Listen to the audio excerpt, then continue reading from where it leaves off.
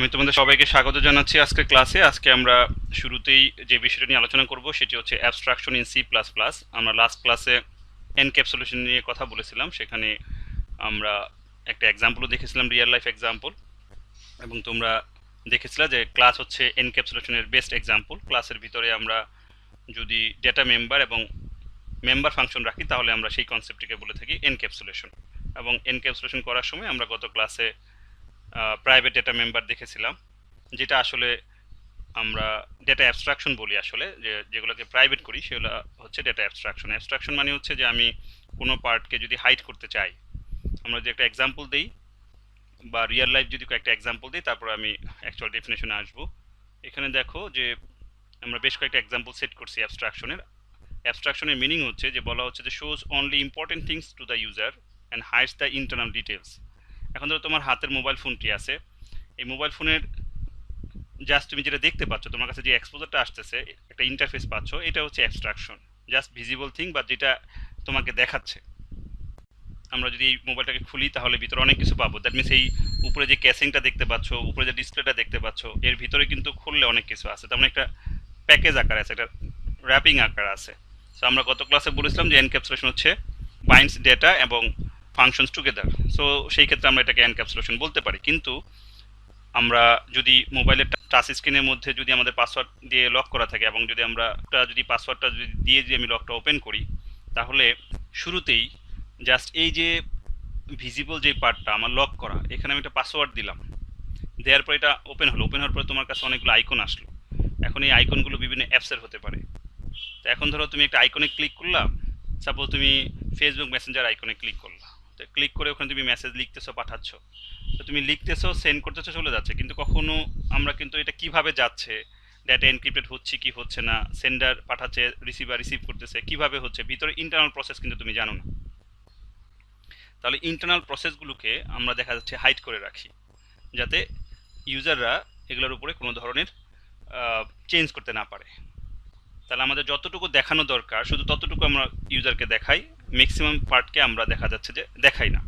তো এই যে ইমপ্লিমেন্টেশন যে পার্টগুলো আছে যেগুলো আমরা দেখাই না, সেটাকে আমরা বলে থাকি অ্যাবস্ট্রাকশন। যেমন ধরো এই যে আমরা কারটা দেখতে পাচ্ছি, কারের যে রিপ্রেজেন্টেশনটা, এটাকে আমরা বলে থাকি অ্যাবস্ট্রাকশন। কিন্তু এখন এই একজন ড্রাইভার যদি এই কারটা ড্রাইভ করে, তাহলে এটার ভিতরে তো অনেক কিছু আছে, যে মেশিন টুলসগুলো আছে, কিন্তু কোনটা কিভাবে কাজ করে, ভিতরে কিভাবে কাজ হচ্ছে, সে কিন্তু আর দেখতে পায় না।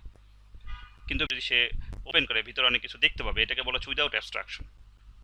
আর যেটা আমরা ভিজিবল পার্ট পাচ্ছি, এটা বলা হচ্ছে ইউজিং অ্যাবস্ট্রাকশন। আমরা যদি এখানে আরেকটা এক্সাম্পল বলি, মোবাইল ফোনের কথা বলতেছিলাম, এই যে মোবাইল ফোনের জাস্ট তুমি ভিজিবল যে পার্টটা দেখতে পাচ্ছ, এটা হচ্ছে অ্যাবস্ট্রাকশন, ইন্টারফেস যেটা। এখন এটার ভিতরে যত কিছু আছে, র্যাপিং করা আছে, সেটা এনক্যাপসুলেশন, ঠিক আছে, বাট এটার ভিতরে কাজগুলো কিভাবে হচ্ছে, যে ধরো সিপিইউ কিভাবে কাজ করতেছে বা গ্রাফিক্স কার্ড কিভাবে কাজ করতেছে, এগুলো কিন্তু তুমি জানো না।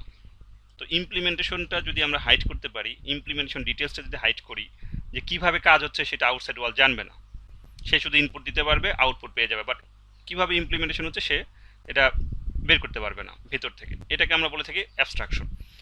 তারপরে এখানে বেশ কয়েকটা এক্সাম্পল আমরা দেওয়ার চেষ্টা করছি আরও, তোমরা যখন লেকচার সেটা দেখবে একটু পড়বে। এটিএম মেশিন অনেকে যাও, এটিএম মেশিনে যাওয়ার পরে তুমি যে ইন্টারফেসটা দেখতে পাচ্ছ, তো এই ইন্টারফেসটা হচ্ছে অ্যাবস্ট্রাকশন। কিন্তু যখন তুমি কার্ড ইনসার্ট করতেছো, পাসওয়ার্ড দিচ্ছ, এরপর ভিতরে যাচ্ছ, যাওয়ার পরে টাকা উইথড্র করতেছো, যখন করতেছো, তো কিভাবে উইথড্রটা হচ্ছে, কিভাবে ভিতরে ফাংশন লেখা আছে, তুমি কিন্তু জানো না।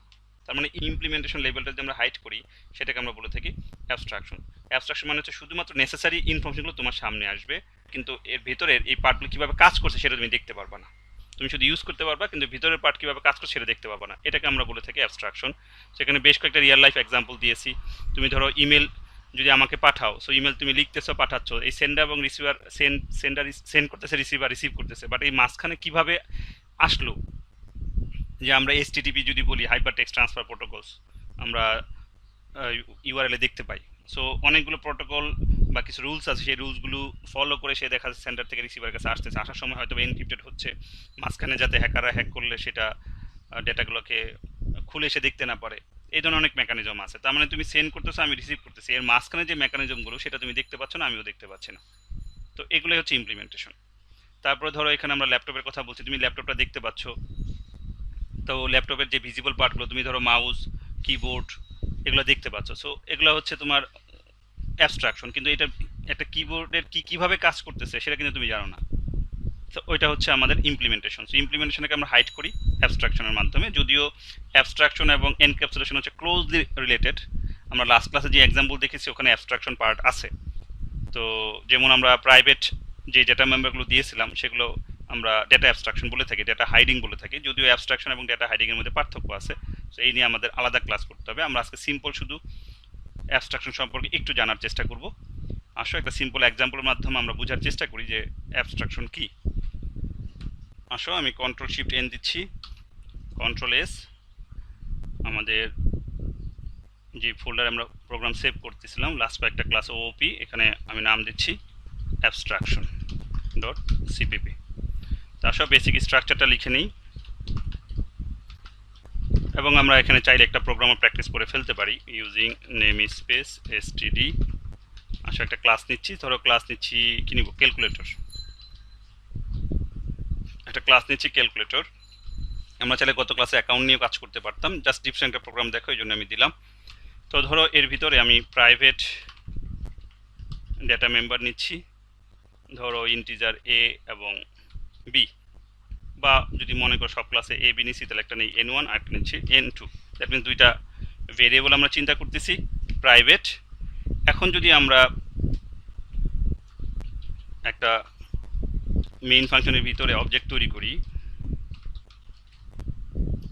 তাহলে আমরা জানি সবাই যে ক্যালকুলেটরের মাধ্যমে আমাকে কিন্তু অবজেক্টটা তৈরি করতে হবে। সাপোজ ধরো আমরা যদি বলি যে ক্যালকুলেটর ওবিজে হতে পারে। এখন ধরো আমরা আমাদের টার্গেট হচ্ছে দুইটা সংখ্যার প্রথমে যোগ ফল বের করব। তাহলে আমাদের N1 এবং N2 এর মধ্যে ডেটা সেট করতে হবে। প্রথম কাজ যেটা আমরা এনক্যাপসুলেশনের মাধ্যমে ইজিলি করতে পারি, সেটার এবং গেটার মেথডের মাধ্যমে। সেটারের মেথডের মাধ্যমে আমরা সেট করতে পারি, গেটার মাধ্যমে আমরা গেট করতে পারি রেজাল্ট। এটা তোমরা সবাই জানো। তো এখন যদি আমরা এভাবে চিন্তা করি যে এখানে যদি একটা প্রাইভেট একটা মেথড নেই, এই পর্যন্ত কোনো মেথডই আমরা প্রাইভেট দেইনি। আসলে একটা মেথড আমরা যদি প্রাইভেট নেই, সাপোজ ধরো দিচ্ছি হচ্ছে ভয়েড ধরো গেট সাম। এমন না যে পাবলিক নিলে হবে না, অবশ্যই হবে, আমি জাস্ট প্রাইভেট একটা মেথডের সাথে পরিচয় করে দিচ্ছি। তাহলে এখন ধরো এখানে এসে তুমি বললা যে সি ইন N1, ইউজার কাছ থেকে ডেটা নিচ্ছি আমরা, সি ইন N2। যদি মেসেজ দিতে চাও C out enter first number, তাহলে আমরা এই লাইনটাকে কপি করতে পারি, control V, enter second number নিলাম। এবং যদি আমরা এখানে বলে দিই N1 প্লাস N2, তাহলে অবশ্যই আমরা এই দুইটার যোগফল পাবো, এতে কোনো ডাউট নেই। তো এখন প্রবলেম হচ্ছে আমাদের এখানে কিন্তু প্রাইভেট, এই মেম্বারগুলো প্রাইভেট, ফাংশনটাও কিন্তু প্রাইভেট। এখন তুমি কি অবজেক্টের মাধ্যমে কি এই গেটসাম অ্যাক্সেস করতে পারবা? তোমাদের কাছে আমার এই কোশ্চেন, পারবা কি? না স্যার। দেখি একটু ট্রাই করে অবজেক্ট ডট গেটসাম, দেখা যাচ্ছে কোনোভাবেই অ্যাক্সেস করা যাবে না। রান করি,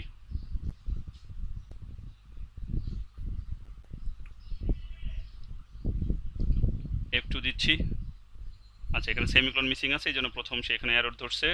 এগেন রান করি, এবার এররটা নিচে আসার কথা, নিচে আসছে, বলছে দেখো যে get sum is private within this context. তার মানে কোনোভাবেই কিন্তু এটা আমি আউটসাইড ক্লাস ইউজ করতে পারতেছি না। তাহলে আমি যদি এখন একটা পাবলিক ফাংশন বানাই, সাপোজ ধরো দিলাম হচ্ছে কি দিব, আমরা কাজ করতে পারি এখানে যদি গেটসাম না লিখে ক্যালকুলেট সাম লিখি, তাহলে ক্যালকুলেট সাম। এখন একটা পাবলিক ফাংশন বানাচ্ছি যে ভয়েড গেট সাম।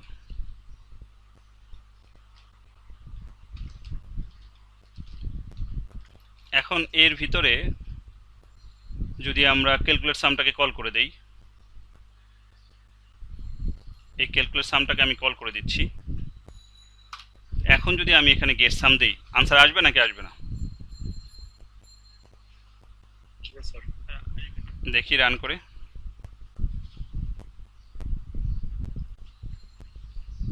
এরর দেখাচ্ছে। F2 দিয়ে দেখি কি বলে, এক্সপেক্টেড কি এরর আসলো এখানে, get some expected curly brackets at the end of input expected আচ্ছা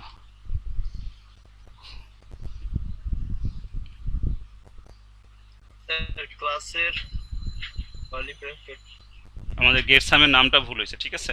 এই যে না, গেট সাম তো ঠিকই আছে। হ্যাঁ স্যার, স্যার ক্লাস তো ক্লোজ করার নাই। ও আচ্ছা আচ্ছা, সরি, থ্যাংক ইউ।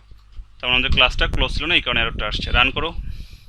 এবার আশা করি আমাদের রেজাল্ট আসবে। তাহলে ফার্স্ট নাম্বার 10, সেকেন্ড নাম্বার 20, 30 পেলাম। তাহলে এখানে যেটা, যদি এটা রিয়েল অ্যাবস্ট্রাকশন না, তারপরে এটা অ্যাবস্ট্রাকশনের একটা বেসিক কনসেপ্ট। এখানে দেখো এই ডেটা মেম্বার এবং এই মেথড দুইটাই কিন্তু হাইড করা আউটসাইড ওয়াল থেকে। তাহলে এখন ধরো আমি বাইরে থেকে শুধু গেট সাম কল করতেছি, গেট সাম কল করলে একটা পাবলিক ফাংশনে যাচ্ছে। তুমি কি এখান থেকে দেখে বুঝতে পারছো যে আসলে ইমপ্লিমেন্টেশনটা কিভাবে হয়েছে? সুযোগ আছে? ধরো তুমি এগুলো কোনো কিছু দেখতে পাচ্ছ না না, স্যার, এগুলো তোমার কাছে কোনোভাবেই এক্সপোজ হচ্ছে না। এখন আমি একটা গেট সাম কল দিলাম, কল দেওয়ার পরে দেখা যায় গেট সাম ভিতরে একটা ফাংশন আছে ক্যালকুলেট সাম। তাহলে এটার মাধ্যমে তো ইমপ্লিমেন্টটা হয়েছে, তাই না? তাহলে এই যে ইমপ্লিমেন্টেশন ডিটেলস, এটা কি কোনোভাবে তুমি দেখতে পারবা, বা তোমার কাছে আসতেছে না, তুমি বুঝতেছো না যে কীভাবে হচ্ছে? তাহলে এটাকে আমরা ডেটা অ্যাবস্ট্রাকশন বলে থাকি। তো এখানে দেখা যাচ্ছে আমরা বলে থাকি এটা হচ্ছে প্রাইভেট ডেটা মেম্বার্স, যেগুলো আমরা বলে থাকি অ্যাবস্ট্রাকশন। প্রাইভেট ডেটা, তোমরা অবশ্যই কানেক্টেড হবা, ডিসকানেক্ট হয়ে গেলে মেম্বার্স, এটাকে আমরা বলে থাকি অ্যাবস্ট্রাকশন, যদি এগুলো ডেটা অ্যাবস্ট্রাকশন। তা আসো আমরা যদি এখন এখানে আসি, এটা কিন্তু প্রাইভেট মেম্বার ফাংশন, এটা কিন্তু মেম্বার আমরা ফাংশন বলবো, কন্ট্রোল এস। আচ্ছা, আমরা পরবর্তী সেশনে বাকি পার্টটা আলোচনা করি। তো আমরা আবার কানেক্টেড হতে পারলাম, যেটা আমরা বুঝাচ্ছিলাম এখানে যে দুইটি সংখ্যার যোগ করব। তো দুইটি সংখ্যা যোগ করার জন্য আমরা দুইটি প্রাইভেট মেম্বার নিয়েছি, একটি আমরা প্রাইভেট মেথডও নিয়েছি। তো এখানে যেটা বুঝাচ্ছিলাম যে এই প্রাইভেট মেম্বার, তো আমরা আগে থেকেই দেখেছিলাম যে বেশ কয়েকটা প্রোগ্রামে দেখেছি যে প্রাইভেট মেম্বারকে আউটসাইড ক্লাস ইউজ করা যায় না। তো আজকে একটা প্রাইভেট মেথড দেখলাম যেটা কিন্তু আউটসাইড ক্লাস ইউজ করা যাবে না। তোমরা যদি এখান থেকে অবজেক্ট ডট ক্যালকুলেট সাম দাও, কোনোভাবেই কিন্তু সেটা অ্যাক্সেস করতে পারবা না। তো এখন এর জন্য আমরা কি করলাম, যে ক্যালকুলেটের মধ্যে যেই পার্টগুলো আছে, যেটা আমাদের ইমপ্লিমেন্টেশন, যে কীভাবে কাজ করে আমাদের যোগ করার জন্য কী ধরনের প্রসেস হতে পারে। এখন যোগ তুমি তো বুঝতেছো স্যার, দুইটা যোগ তো মানে প্লাস চিহ্ন থাকবে, দুইটা ভেরিয়েবল থাকবে। এখন তো এমন হতে পারে যে একটা বিমান ধরো কিভাবে ফ্লাই করে, তো এইটার তুমি প্রোগ্রাম লিখবা। তাহলে এই প্রোগ্রাম তো আর দুইটার সংখ্যার যোগ হবে না, অনেক কমপ্লেক্স কোড হবে, তাই নাকি? যে একটা এয়ার প্লেন কিভাবে ফ্লাই করে তার কোড তোমাকে লিখতে হবে, প্রোগ্রাম লিখতে হবে। সেই প্রোগ্রামের কোড কি অনেক কমপ্লেক্স হবে না? জি স্যার। তাহলে সেই কোড তুমি ধরো আউটসাইড কাউকে দেখাবা না। তাহলে এবার বুঝো যে কেন আমার এটা হাইড করা দরকার পড়ে। কারণ যদি দেখাবো না, প্লাস হচ্ছে কাউকে অ্যাক্সেস করতে দিবা না। কারণ কোনো কারণে যদি কেউ এটা অ্যাক্সেস করতে পারে, আর তার মধ্যে যদি তোমার তার আনওয়ান্টেড কোনো ডেটা ঢুকে যায়, তাহলে কি হবে? আমার প্রোগ্রাম ক্র্যাশ করবে না? জি স্যার। প্রোগ্রাম কিন্তু ক্র্যাশ করবে। এই জন্য আমরা অ্যাবস্ট্রাকশন লেভেলে, আমরা ডিজাইন লেভেলে কাজ করি, কোনটা দেখতে দিব কোনটা দেখতে দিব না। তবে এনক্যাপসুলেশনের মাধ্যমে অ্যাবস্ট্রাকশনটা অ্যাচিভ হয়, আমরা সেটা দেখার চেষ্টা করতেছিলাম। অ্যাবস্ট্রাকশনের বেশ কয়েকটা লেভেল আছে, physical level, logical level, view level. তো এত ডিটেলস আছে ক্লাসে আমরা বলবো না, শুধু সিম্পল, আমি শুরুতেই বলছি সিম্পল একটা জাস্ট অ্যাবস্ট্রাকশন একটা আইডিয়া দিচ্ছিলাম। তো এখন তোমরা চাইলে, যদি তোমাদের ধৈর্য থাকে, এই প্রোগ্রামটাকে একটু মডিফাই করে একটু সুন্দর করা যেতে পারে। দ্যাট মিনস যোগ বিয়োগ গুণ ভাগ, একটা ক্যালকুলেটরে যে ফর্মাল কয়েকটা পার্ট থাকে, সেই কয়েকটা চাইলে দেখাতে পারি। দেখাবো কি? ওকে স্যার, দেখেন। আচ্ছা, ধরো এখন যদি আমরা এই ক্যালকুলেট সাম, আমি কন্ট্রোল সি দিলাম, কন্ট্রোল ভি দিলাম। এখন যদি সাবট্রাক্ট করতে যাই, সাপোজ সাব লিখলাম, তাহলে সাবট্রাক্ট করলে কি হবে? এখানে মাইনাস হবে না? আর এইখানে আরেকটু সুন্দর করে দেই, সেটা হচ্ছে সাপোজ N1, সরি N1 এর ভ্যালু চাই আমরা এখানে, N1, তারপরে দিচ্ছি হচ্ছে, প্লিজ মাইক্রোফোন মিউট করে নাও, প্লাস এরপরে দিচ্ছি আমরা N2 এর ভ্যালু, এরপরে আমরা দিচ্ছি হচ্ছে ইকুয়াল। দেখো তো বুঝলা কিনা কি হবে? এই লাইনটা কি বুঝছো সবাই,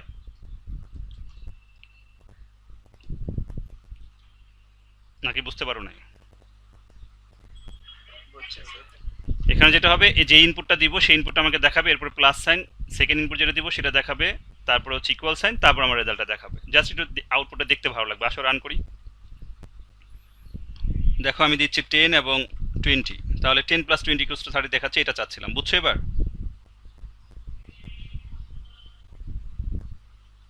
তোমরা বুঝতে পেরেছো? Please. Ji sir. Okay, thank you. এখন আসলে সাব নামে আমরা আরেকটা ক্যালকুলেট সাব নামে কিন্তু আরেকটা ফাংশন রেডি করেছি, এবং এখানে আমরা সাবট্রাকশনের কাজ করব, সেটা আমরা বোঝার চেষ্টা করতেছি। এখন আসলে এই ফাংশনটাকে আমি কন্ট্রোল ভি দিলাম, কপি পেস্ট করে নিলাম, এখানে বললাম যে সাব। তাহলে এখন ক্যালকুলেট আমি সাম না বলে বলতেছি সাব। তাহলে অবশ্যই আমাকে এখানে কি করতে হবে, কন্ট্রোল ডি দিয়ে ডুপ্লিকেট, এখানে আমি গেট কি বলবো, সাব বলবো না। এবার আসলে রান করি, দেখি যোগ বিয়োগ দুইটাই দেখাবে। তাহলে first number 10, second number 20, so আসলো। Again first number 10, second number 5, so আমাদের সাবট্রাকশনের কাজ হলো। হচ্ছে না? অবশ্যই দুই একজন ইন্টারেক্ট করবো, তা নাহলে কিন্তু আমি বুঝবো না যে আসলে তোমরা বুঝতেছো কিনা। স্যার বুঝতে পেরেছি। আচ্ছা, এখন দেখো তো এই প্রোগ্রামটাকে আমি আরেকটু স্মার্ট করতে পারি। দেখো এখানেও এই যে এই 4 লাইন লিখতে হচ্ছে, আবার এখানেও 4 লাইন লিখতে হচ্ছে, তাই না? এরপর যদি আমি মাল্টিপ্লাই বা ডিভিশনের কাজ করি, আবার এটা লিখতে হবে না রিপিটেডলি? জি স্যার। আসলে এটাকে একটা ডিফারেন্ট ফাংশন বানায়, এবং সেটাও আমি প্রাইভেট করে দিচ্ছি। ভয়েড ধরো সেট ভ্যালু বা সেট নাম্বার যাই বলো না কেন, সেট ভ্যালু দিলাম। এবার আসলে এই সেট ভ্যালুর মধ্যে আমি যদি এই পার্টটুকু নিয়ে যাই, কন্ট্রোল এক্স, কন্ট্রোল ভি, তাহলে এখন সে এইখানে তো ক্যালকুলেট সাম তো আমি এখান থেকে কল করতেছি, তাই না? ক্যালকুলেট সাম যদি কল করি, সে আসবে এখানে, এখানে এসে দেখবে n1 n2 যোগ করতে বলছে, n1 n2 ভ্যালু তো পাবে না, পাবে? তাহলে তো অবশ্যই সেটগুলোকে কল করানোর ব্যবস্থা করতে হবে না? জি স্যার। তাহলে সেট ভ্যালু কিন্তু প্রাইভেট, তুমি তো আর এখান থেকে মেইন ফাংশন থেকে তো আর কল করতে পারবো না, পারবা? না স্যার। তাহলে দেখো আমরা যেটা করতে পারি, এখানে সেট ভ্যালুটাকে কল করে দিতে পারি। তাহলে আমার এখন এইটাও দরকার নাই, ক্যালকুলেট সাব, এবং এই সেট ভ্যালুটাকে আমি এটার ভিতরে কল করে দিচ্ছি, কন্ট্রোল ভি। তাহলে এখন দেখো তো কি হলো, যে আমি ক্যালকুলেট সাম যখন কল করতেছি, আমি প্রথমে সরি, আমি যখন একটা অবজেক্ট ক্রিয়েট করলাম, গেট সাম যখন কল করতেছি, তো গেট সামে যখন গেল সে পেলো ক্যালকুলেট সাম। এবার ক্যালকুলেট সামে যখন গেল সে সেট ভ্যালু, তারপরে আবার কাজ করলো। এখন দেখো আমি কিন্তু এখান থেকে শুধুমাত্র গেট সামকে কল দিয়েছি, কিন্তু গেট সামে যাওয়ার পরে তাও বুঝলাম তুমি ক্যালকুলেট সাম দেখতে পাচ্ছ, কিন্তু এর ভিতরে কি কাজ হচ্ছে তুমি কিন্তু দেখতে পাবে না, যেহেতু প্রাইভেট, আউটসাইড ওয়ার্ল্ড দেখতে পাবে না। তার ভিতরে গিয়ে দেখো আরও একটা প্রাইভেট মেথড আছে, যার মাধ্যমে ডেটাগুলো এন্ট্রি নিচ্ছে, এবং তারপরে তার উপরে সে কাজ করতেছে। আসলে দেখি কোনো ধরনের পার্থক্য আসে কিনা। 10 20 কোনো প্রবলেম করে নাই, 10 5 কোনো প্রবলেম করছে? সো আমার যোগ বিয়োগ কিন্তু আমরা এখানে পেয়ে গেলাম। সো আমার কিন্তু এখন এই যে কোড কমে যাচ্ছে। এবার আসলে যদি আমি আরেকটু বাড়াই, control C, control V, control V, আরও দুইটা ফাংশন নিলাম। এটা নিব হচ্ছে মাল্টিপ্লাই। সো তোমরা যত ধরনের প্রোগ্রাম করছো, নর্মাল প্রোগ্রাম, সব প্রোগ্রামই কিন্তু ক্লাসের মাধ্যমে করতে পারবা। সো মাল্টিপ্লাই, এরপর হচ্ছে আসো ডিভিশন, পুরোটা নাম দেই। তাহলে মাল্টিপ্লাই ডিভিশন যদি হয় সেম ইনপুট আসবে, তাহলে এখানে আমার কি হবে, মাল্টিপ্লাই হবে, এখানে অবশ্যই ডিভিশন হবে, এখানে আমার অবশ্যই মাল্টিপ্লিকেশন সাইন, এখানে অবশ্যই ডিভিশন সাইন। তাহলে এখন আসো আমরা যদি এখানে পাবলিকের মধ্যে যদি আরও কয়েকটা মেথড বাড়াই, তাহলে আমাদের এখানে গেট সাপোজ মাল্টিপ্লাই, আর এখানে দিলাম হচ্ছে গেট তোমার ডিভিশন। তাহলে এখানে অবশ্যই ক্যালকুলেট আমরা বলবো হচ্ছে মাল্টিপ্লাই, আর এখানে অবশ্যই ক্যালকুলেট ডিভিশন। তাহলে এখন আসো যদি আমরা এখানে কন্ট্রোল ডি দেই, তাহলে গেট মাল্টিপ্লাই, এবং এখানে আমরা বলবো গেট ডিভিশন। তাহলে আসো রান করি। তাহলে 10 এবং 5 15 আসবে, আসছে। সরি, আমি এক লাইন ইনপুট দেওয়ার কারণে ওই সেকেন্ড নাম্বারে রেজাল্ট চলে আসছে। আচ্ছা, ক্লোজ করে দিয়ে আবার রান করি। যেহেতু আমরা দুইটা সিন ইউজ করছি, দুইটা লাইনে ইনপুট দিতে হবে। তাহলে 10 5 আসলো, 10 5, এগেন আমরা বিউটিফুল পেলাম 10 5, অবশ্যই মাল্টিপ্লিকেশন পাবো 10 5। দেখো সবগুলো কাজ করছে না? জি স্যার। তাহলে এখানে দেখো আজকে কিন্তু আমরা অনেকগুলো প্রাইভেট মেথড অ্যাপ্লাই করলাম, অনেকগুলো, এবং এর ভিতরে কিছু স্মার্ট একটু ছোট হলেও আমরা কিছু স্মার্টনেস নিয়ে আসছি যে এই পার্টটুকু সব প্রোগ্রামে আমরা না লিখে একটা ফাংশন তৈরি করে রাখছি এবং সেটাকে তার ভিতরে কল করাচ্ছি। দেখো যে ফাংশনের যে যে রিইউজেবিলিটি অফ কোডস প্রমাণ হয় যে একটা ইউজার ফাংশন শিখতে পারলে সেটা যদি রিউজ করা যায় তার প্রমাণ দেখতে পাচ্ছ। এভাবে যদি ক্যালকুলেটরের মধ্যে 50টা ফাংশন থাকে আর 50 বার যদি 2টা করে ইনপুট নিতে হয় তাহলে কিন্তু তোমাকে এগুলো এই 4 50 200 লাইন কোড লিখতে হবে, তা কিন্তু কমে গেল।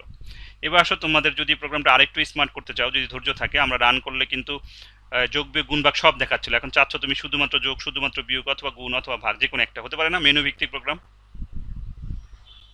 জি স্যার। দেখাবো, দেখাই আসো। দেখেন স্যার। ইন্টিজার চয়েস, ওকে।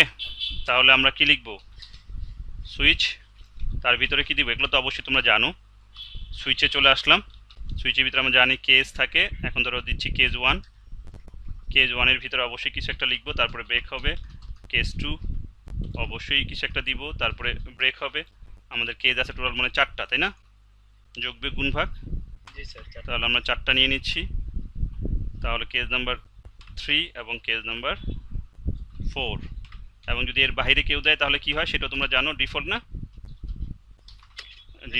ডিফল্টে ধরো আমরা দিচ্ছি হচ্ছে invalid case, okay. Please try again, okay, /n semicolon. এখন আসো চয়েসের ভ্যালু তো অবশ্যই ইউজারের কাছ থেকে আসতে হবে। Enter your choice. এবার আসো সি ইন, অবশ্যই এখানে চয়েস ভেরিয়েবলটা হবে। তার আগে আমরা আমাদের একটা মেনু বানানো দরকার। সাপোজ 1 নাম্বার ধরে নিচ্ছি যে 1 নাম্বার হচ্ছে অ্যাডিশন /n, 2 নাম্বারে হচ্ছে, আচ্ছা লাইন বাড়িয়ে দিই তোমাদের বুঝতে সুবিধা হবে, Ctrl+D 4টা নিয়ে নিলাম। তাহলে 2 নাম্বার, 3 নাম্বার এবং 4 নাম্বার। সো আমাদের 2 নাম্বারে হচ্ছে সাবট্রাকশন, 3 নাম্বারে হচ্ছে মাল্টিপ্লিকেশন, 4 নাম্বার অবশ্যই ডিভিশন। Ctrl+D দিয়ে ডুপ্লিকেট করে নিলাম। এবার আসো যে এখানে একটা ডিজাইন দিচ্ছি, সাপোজ ধরো এভাবে দিয়ে দিলাম, 2টা /n চালিয়ে দিতে পারো, এখানে দিলাম। তাহলে এটা হচ্ছে আমাদের জাস্ট মেনু। এরপর হচ্ছে আমাদের চয়েস আসলো, সেই চয়েসের উপর ডিপেন্ড করে আমাদের ভিতরের কাজগুলো হবে। আমরা একটু রান করে দেখি কি হয়, কোনো এরর আসে কিনা। সো এই যে আমার মেনু, এখন চয়েসের উপর ডিপেন্ড করবে কাজ করবে কি করবে না। সো চয়েস হচ্ছে 1 2 3 4, ওকে। তুমি যদি আরও চাও ক্লিয়ার করে দিবা যে 1 2 4, ঠিক আছে, যে কোনো একটা দিতে হবে। এখন আসো যে আমার এই কেস 1-এর ভিতরে এখন কি হবে, কেস 2-এর ভিতরে কি হবে, কেস 3-এর ভিতরে কি হবে, কেস 4-এর ভিতরে কি হবে। তাহলে আমাদের অবশ্যই তো অবজেক্ট ক্রিয়েট করা থাকতে হবে না?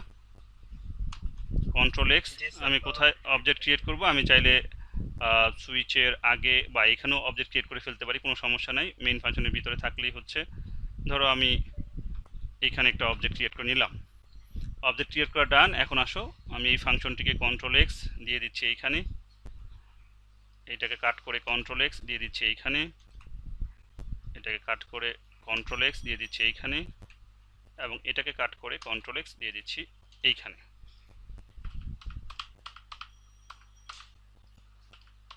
ওকে, এবার আসলে দেখি আমাদের যে টার্গেট সেটা ফুলফিল হয় কিনা।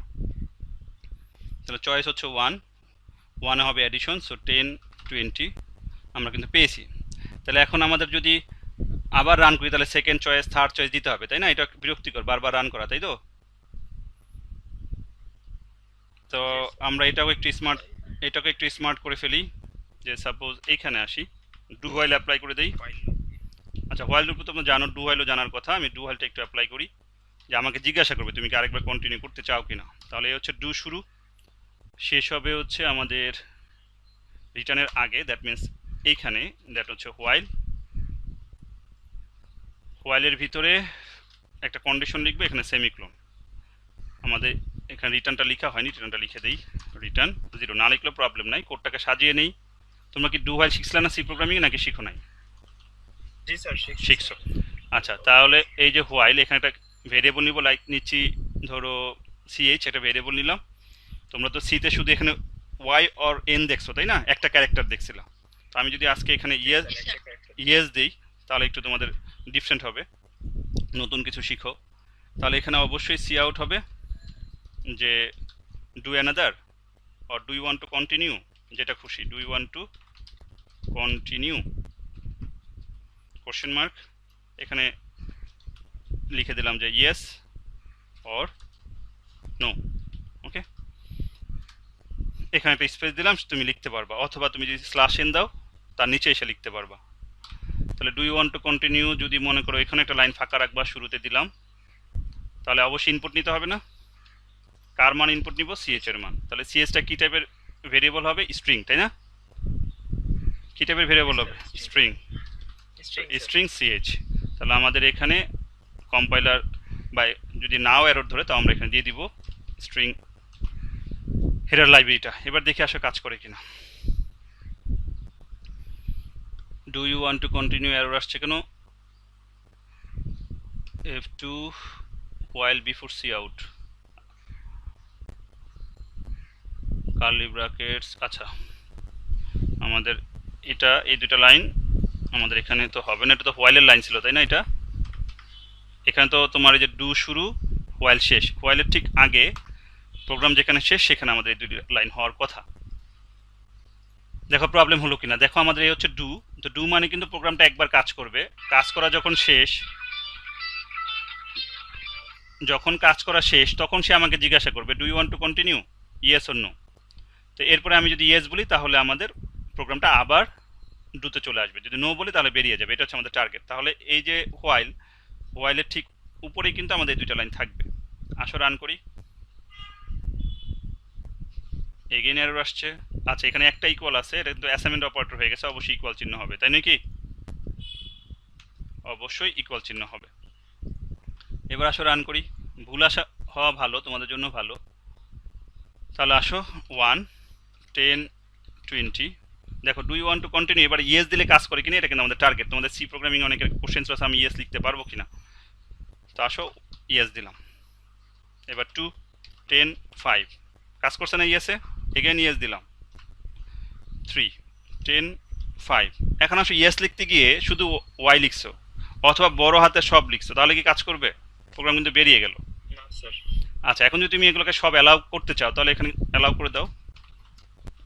কীভাবে অ্যালাউ করবো? আমি এটাকে কপি করি, control C, control V, control V, control V. তাহলে দেখো আমি কি কি পসিবল ইয়েস লিখতে পারো সেটা দিয়ে দিই। বড় হাতে দিতে পারো সবগুলো, অথবা ইয়েস না লিখে শুধু ওয়াই লিখতে পারো আপার কেস, অথবা লোয়ার কেস। 4টা অপশন দিলাম, ঠিক আছে? যদি কেউ ভুল করেও দেয়, আমি বলতেছি তুমি ইয়েস অর নো লিখবা, কিন্তু সে আপার কেস দিয়েছে বা শুধু একটা ক্যারেক্টার দিয়েছে, এখানে একটা ক্যারেক্টার দিলেও তো এখানে স্ট্রিং হিসাবে কাউন্ট হবে, কারণ আমরা ডাবল কোটেশন ইউজ করছি, তাই নাকি? এবার আসো দেখি কাজ করে কিনা, এই 4টাই কাজ করে কিনা। তাহলে আসো 1 10 5।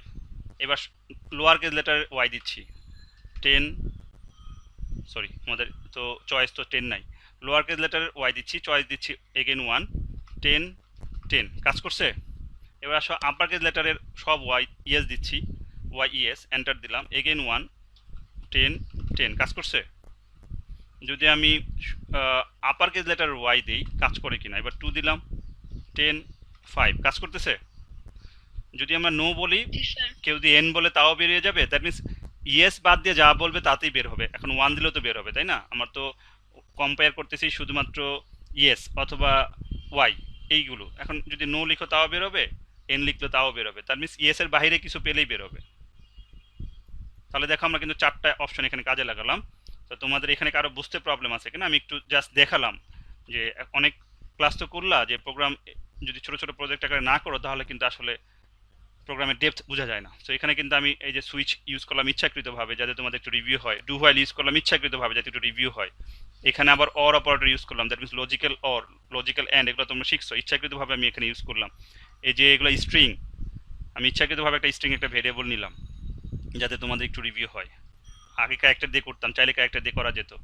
তাহলে দেখো এই প্রোগ্রামটা ছোট প্রোগ্রাম হলো, কিন্তু আমরা এখানে কিন্তু বেশ কিছু ইমপ্লিমেন্টেশন দেখিয়েছি।